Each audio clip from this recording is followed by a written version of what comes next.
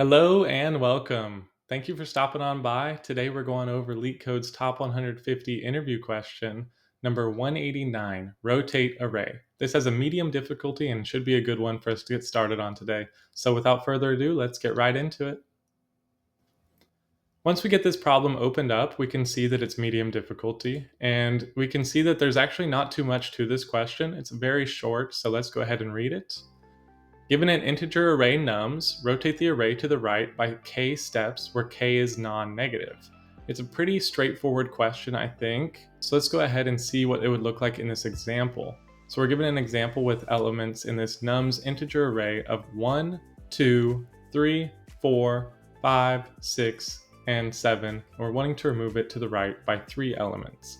So we'll want to move the 1 to the spot where the 4 is, the 2 to the 5, and so on. But the way that we can think of this as well is we can take the 5 and we can start this array with a 5 and we go 5, 6, 7, 1, 2, 3, 4. So we're going to use this idea of taking the k number of elements and rotating them to see what the best way to solve this would be. So let's go ahead and start writing up our code, and we'll start with doing a way of slicing this array. So I can just write the nums array first to see what would happen if we return nums without doing anything to it.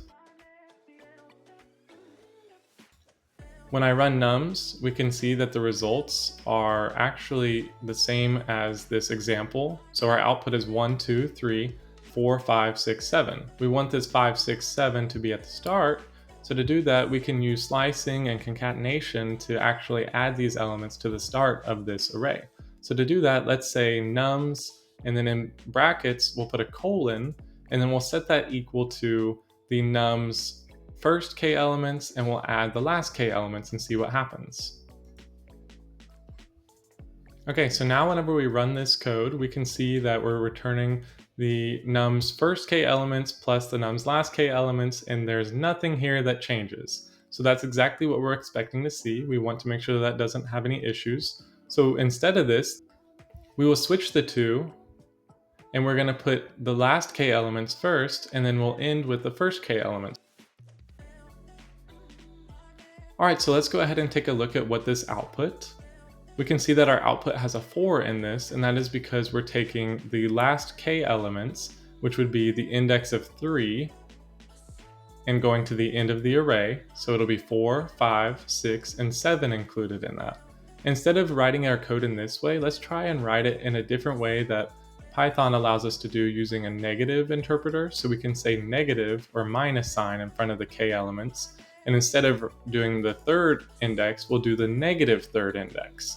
So if we look at the negative third index in this input, we would see that 0 is the first. So negative 1 would be 7, negative 2 would be 6, and negative 3 would be 5. So that should return what we're expecting to see. Let's go ahead and see what this output returns. Okay, so we can see that this actually passed. So let's go ahead and try to run and submit our code, and we'll see what happens whenever we submit this code.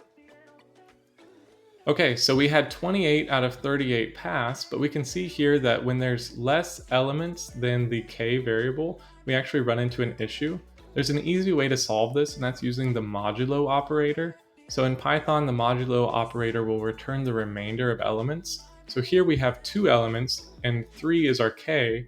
If we return 3 divided by 2, we have 1 left over, so we actually only want to move our array once instead of 3 times. So let's go ahead and try this. To write this out, let's create a variable for the length of our nums array, and we'll call that in.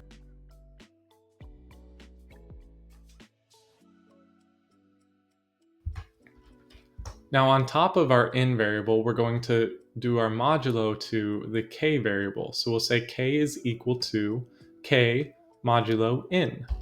Now that we have this written, we should have the answer that we're expecting. So let's go ahead and submit this code. Okay, and we can see that this has a good runtime. It actually beats 72.24%. This number is random, but we submitted and we accepted 38 out of 38 test cases. This solution has a time complexity of big O of n, and it has a space complexity of big O of n because we have to store the variables in a new integer array because of these 2 lists that we add together.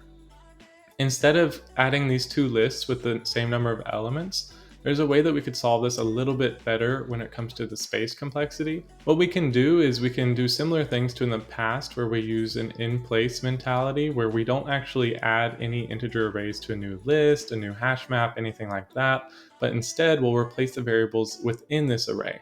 So let's go ahead and remove what we have here and let's try to do something that Python has built in, which is called the reverse function. Okay, so nums.reverse will flip the way that our array is currently written. So let's go ahead and run this code and see what actually is output in our code editor down below. And we can see our output is now 7, 6, 5, 4, 3, 2, and 1. So this is doing what we expect, and we want to output 5, 6, 7.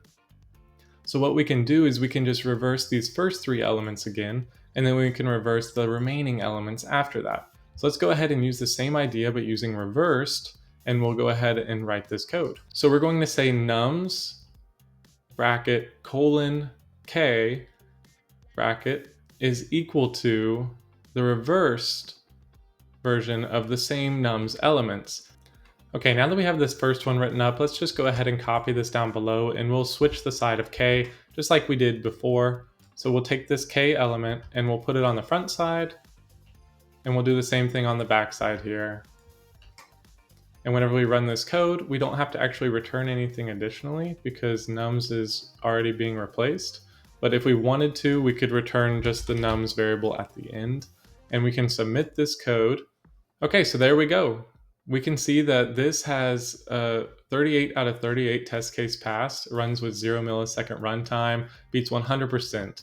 So this actually has the best space complexity. It is big O of 1, and this is because we are doing an in-place method where we're only replacing the elements in place rather than creating new lists and concatenating them together. This is going to be the best way to solve this problem with big O of n time complexity as well, and this is what you would be expected to have as your answer in an interview question. That is all that I had for today, and I hope that you enjoyed it.